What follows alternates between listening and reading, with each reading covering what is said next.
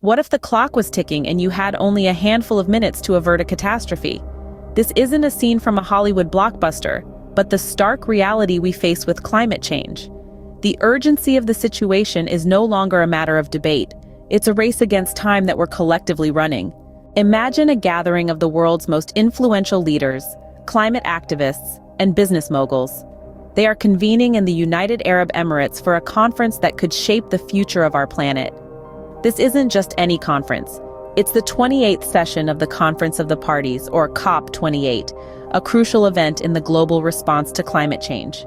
The UAE, a major oil exporter, is hosting the conference, a decision that has sparked controversy.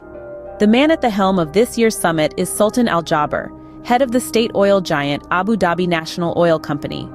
Critics argue that it's a conflict of interest to have an oil CEO leading climate negotiations. But Al Jaber is no stranger to the green scene. As the founding CEO of Abu Dhabi's renewable energy firm Masdar, COP28 is a critical juncture in our fight against climate change.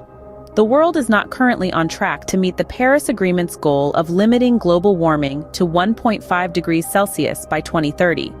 The conference will include a global stocktake to assess progress and close the emissions gap. One of the key priorities outlined is tripling renewable energy capacity, increasing energy efficiency, and phasing down fossil fuels. This is not just a lofty goal, but a necessity if we want to hold the temperature rise within 1.5 degrees Celsius. The International Energy Agency estimates that tripling renewable capacity has the potential to avoid about 7 billion tons of carbon dioxide equivalent emissions until 2030. That's about 1 billion tons every year on average.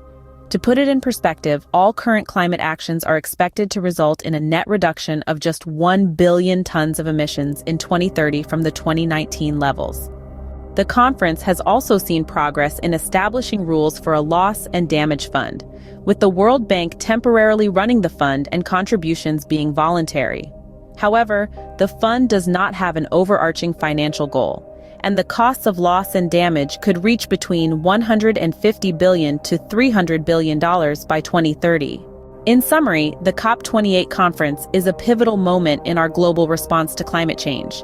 It's a gathering of minds, a confluence of ideas, and a platform for action. With the world watching, the stakes couldn't be higher. The urgency of the situation demands more than just intention.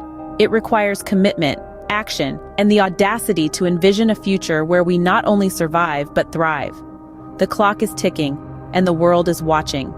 The outcome of this conference could very well determine the course of our future.